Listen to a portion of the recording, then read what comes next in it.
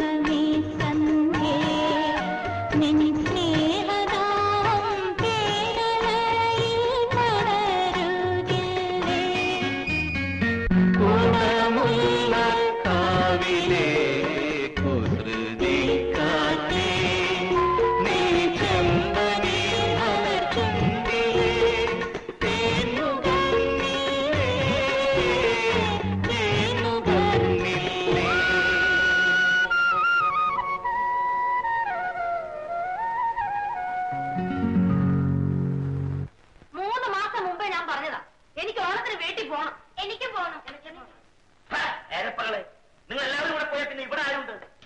നേരാ, നല്ല കളക്ഷൻ കിട്ടുന്ന സമയമാണ്. അപ്പൊ ഇത് കൂട്ടിവിടുന്നത് മഹാഭാവമാണ്. കൂട്ടിയിട്ട് ആളാക്കി ഇടിഞ്ഞു വീഴത്തൊന്നുമില്ല. ഭാസ്കര, എനിക്കും എന്റെ മോളെ പോയി ഒന്ന് കണ്ടാ കൊള്ളാമെന്നുണ്ടായിരുന്നു. ഈ തൊഴിൽ നടത്തുന്നത് നിങ്ങൾ അവിടെ കയറരുതെന്നല്ലേ രാഘവൻ പറഞ്ഞിരിക്കുന്നത്? നമുക്കിനി ഇതങ്ങ് നിർത്താം ഭാസ്കര. അത് കൊള്ളാം. നിങ്ങൾ മകളെ കെട്ടിച്ചയച്ചു, കടങ്ങളെല്ലാം വീട്ടി, ഇനി നിർത്താമെന്ന്. അപ്പൊ ഞാനീ പെമ്പിളേന്ന് എങ്ങോട്ട് പോകും? നേരാ കമലാക്ഷൻ, ഏതായാലും നനച്ചിറങ്ങി. ഇനി കുളിച്ചു കയറാം.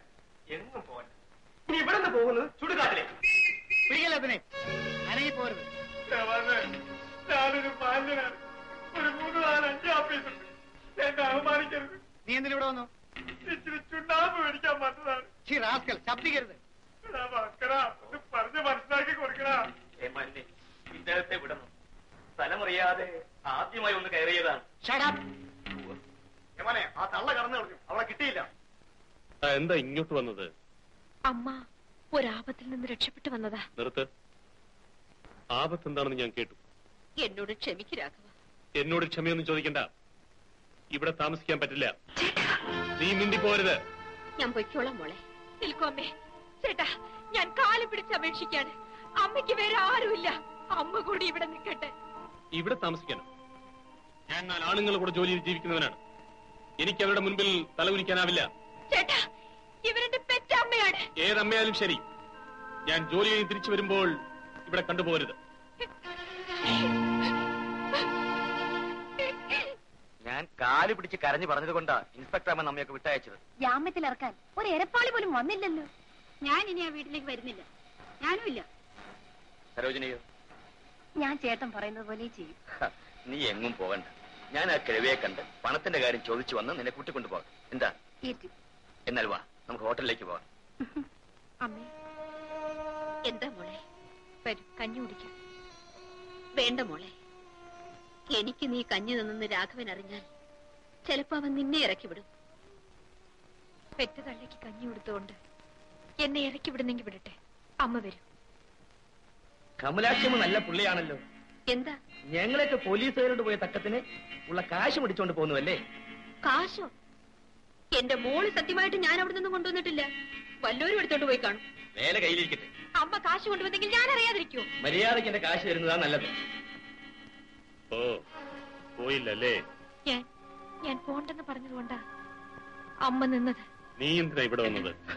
നീ ഇപ്പൊ സ്വർഗത്തിൽ നൂലനറിയുന്ന പോലെയാണല്ലോ ചോദിക്കുന്നത്. എന്തിനാ വന്നെന്നാ ചോദിച്ചത്? എനിക്ക് ഇവരുമായി ചില ഏർപ്പാടുകളൊക്കെ ഉണ്ട്. പുതിയതായി ബിസിനസ് ഇവിടെ തുടങ്ങിക്കളയുമെന്നായിരിക്കും. ഇറങ്ങണവളിയിൽ ഞാൻ ഇറങ്ങണമെങ്കിൽ നിന്റെ അമ്മായിമ നിന്റെ കയ്യിൽ കൊണ്ടുതന്ന പണം ഇങ്ങ് തരണം. ഇവിടെ ഒരു പട്ടിയും പണം കൊണ്ട് തന്നിട്ടില്ല. പണം കിട്ടാതെ ഞാൻ പോവില്ലടാ. പോവില്ലേ? ഇല്ല. പിടിച്ചോളാം. അയ്യോ,